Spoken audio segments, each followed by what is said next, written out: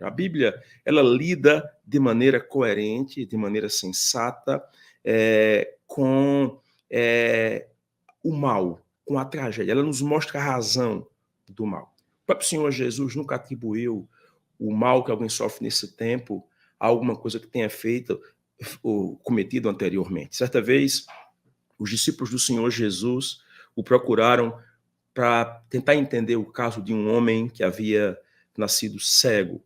E eles perguntaram a Jesus quem é que tinha pecado, se foi ele ou se teria sido os pais dele para que ele nascesse com aquela deficiência visual. Parece que os discípulos de Jesus acreditavam na possibilidade, como alguns judeus pensavam na época, de que um feto ainda no ventre materno pudesse cometer algum pecado contra a sua própria mãe. Jesus não buscou qualquer especulação pré-vida, mas claramente ele disse que aquele fato ocorrera para que naquele homem se manifestasse as obras de Deus. Jesus entende que o Deus eterno tem o controle de todas as coisas. Ele tem um projeto, e mesmo quando ele permite que o mal nos acometa, ele pretende transformar o mal em bem para a glória dele, para a glória de Deus. E muitas vezes nós somos levados a cogitar que determinadas calamidades que nós sofremos nessa vida poderiam, quem sabe, ter sido provocadas por algum erro que nós tenhamos cometido. Jesus nos proíbe claramente desse tipo de especulação. E ao invés disso, nessa passagem que nós lemos aqui nessa manhã, ele nos orienta para que nós cuidemos do nosso futuro, que nós pensemos especificamente na nossa eternidade. Ele nos chama a atenção em face do mal que sofremos no presente, para ao invés de olharmos para o passado, olharmos para o futuro, olharmos para a eternidade.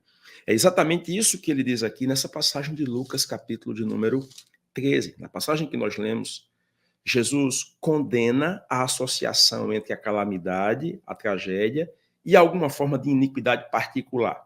Na época, os judeus costumavam fazer associação entre as tragédias e o pecado de uma pessoa.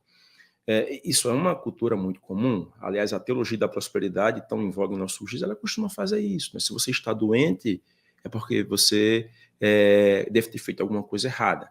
Você deve ter cometido algum pecado. Sobretudo se você ora e a cura não vem, então tem alguma coisa que você fez, ou a falta de fé da sua parte, razão pela qual Deus não livrou você desse mal. Isso é uma concepção muito antiga. Aqui nessa passagem que nós lemos, nosso Senhor Jesus Cristo menciona duas calamidades que ocorreram muito próximo do seu tempo. Eram dois fatos conhecidos por todos os habitantes da Palestina antiga. Primeiro, nosso Senhor faz referência a uma calamidade causada pelo homem.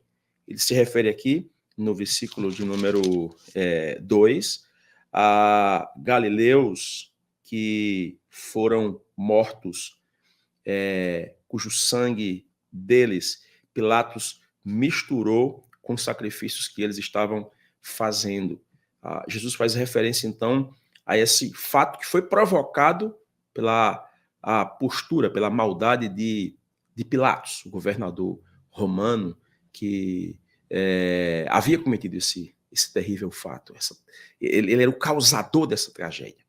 E depois ele se refere a um outro fato, uma calamidade natural. Uma torre que caiu e matou em torno de 18 pessoas em Siloé. Siloé era um local que ficava ao sul de Jerusalém, onde havia um poço muito conhecido, aquele no qual nosso Senhor mandou que o cego lavasse os olhos. Lembra daquele tanque que existia ali? Pois bem, tinha uma torre ali. Aquela torre caiu e matou 18 pessoas. E Jesus menciona esse fato aqui. 18 pessoas que estavam passando por ali, que foram mortas porque a torre virou, a torre que sustentava o arqueduto desmoronou e pessoas morreram, vieram a óbito. Em ambas as tragédias, Jesus admite que tais pessoas não eram mais pecadoras do que as demais. Em razão disso, não se poderia atribuir algum pecado particular delas como razão para aqueles fatos, para aquela situação trágica que aconteceu com elas. Aqui Jesus nos ensina algumas coisas importantes acerca da tragédia e acerca do arrependimento. Eu vou chamar sua atenção para algumas lições que o nosso Senhor nos dá aqui nessa passagem. Especificamente 4 lições importantes dadas pelo Senhor Jesus para nós. A primeira delas é de que, segundo Jesus, a tragédia não é necessariamente resultado de algum pecado em particular. Vamos colocar no plural, né? As tragédias, as calamidades não são necessariamente resultado de algum pecado particular que alguém cometeu. É literalmente isso que nosso Senhor diz. Veja comigo no versículo 2, quando ele diz assim: pensais que esses galileus, aqueles que Pilatos matou e misturou o sangue deles com o sacrifício que eles estavam fazendo, Jesus diz: pensai que eles eram mais pecadores do que todos os outros galileus por terem padecido estas coisas. Perceba que nosso Senhor está ensinando que o mal e a desgraça não precisam necessariamente ser resultado do desagrado de Deus em relação a algum pecado particular que eu cometi. Então, se eu estou indo para casa agora e de repente, que Deus me livre, o meu veículo colide frontalmente com outro veículo, isso não é um sinal sine qua non de que eu tenha cometido algum mal que me trouxe essa calamidade. É muito comum nós cometermos esse equívoco, não é, irmãos?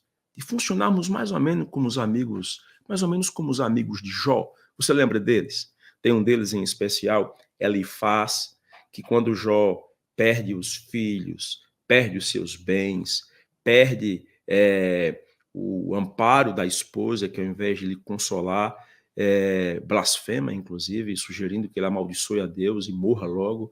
Quando Jó está na pior, ele chega para Jó e diz assim: lembra-te, está lá em Jó 4, versos 7 a 9, lembra-te, acaso já pereceu algum inocente? E onde foram os retos destruídos? Segundo eu tenho visto, diz Elifaz, os que lavram a iniquidade e semeiam o mal, isso mesmo eles cegam.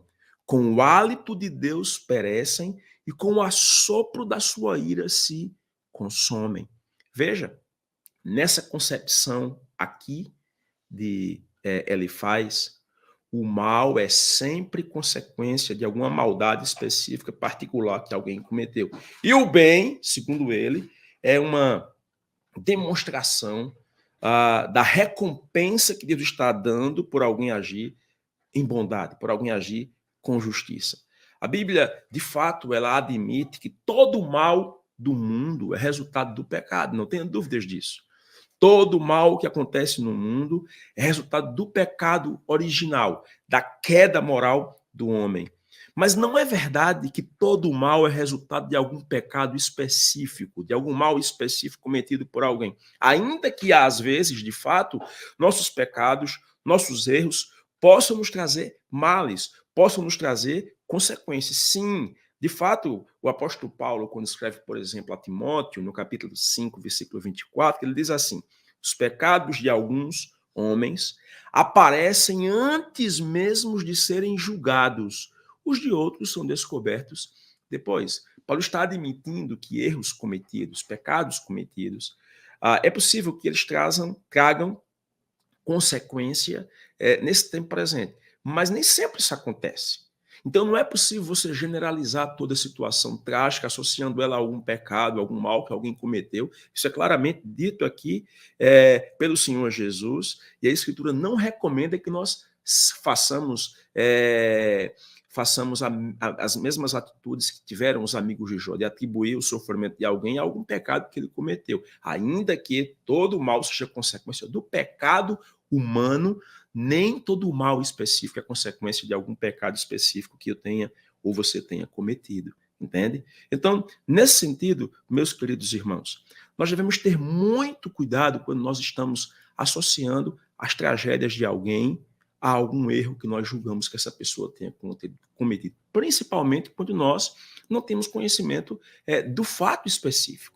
Olá, se você chegou até aqui, eu tenho um pedido especial para fazer. Esse recorte que você assistiu é do nosso devocional diário, que acontece aqui no YouTube, em nosso canal da Consciência Cristã, todos os dias, às 7 horas da manhã. Temos um encontro marcado, onde refletiremos sobre uma passagem das Escrituras e intercederemos uns pelos outros. Venha fazer parte dessa família que tem crescido a cada dia mais.